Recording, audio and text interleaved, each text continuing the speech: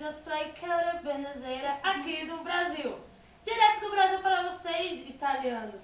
Apresentaremos agora o desfile da estilista Valdirene, a qual está patrocinando o nosso desfile. Valdirene, aqui hoje estamos nos despedindo dela, que estará indo embora, deixará umas coração partido. Ó, e para começar o nosso desfile, chegará a primeira que você é, menina. Eu sou a primeira top model, Eduarda Benizeira. E com vocês, Eduarda. E você, eu já sei que já tem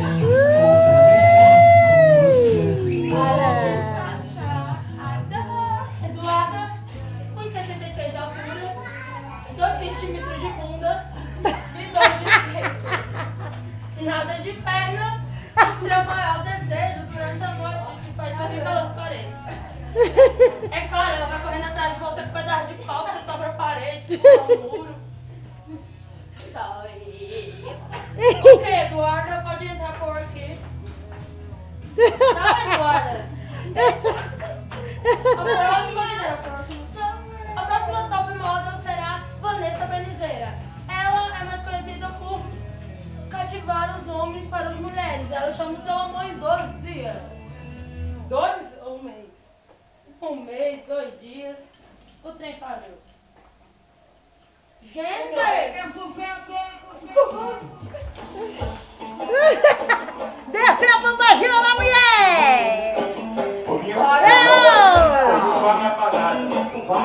Vai parar, 30 centímetros de bunda, 40 de perna, um pé de 29,30, busto de 300 ml de Puro Telecone. Não fala do bucho não, que daí corre. O bucho a gente não pode falar.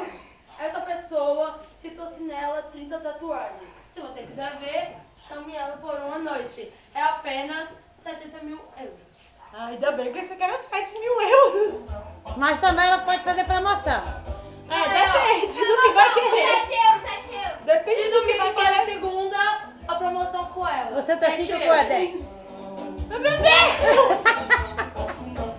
Amete! Já. Nossa, nem falou das minhas curvas. Tá bom, ela é toda curvada, você se perde. Amém, irmão? O próximo, quem será?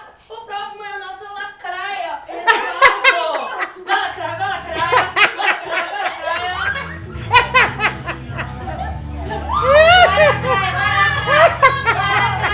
Totalmente sem bunda. A sua região genital é de 2 quilômetros. É de verdade. Epa! Assim você me mata!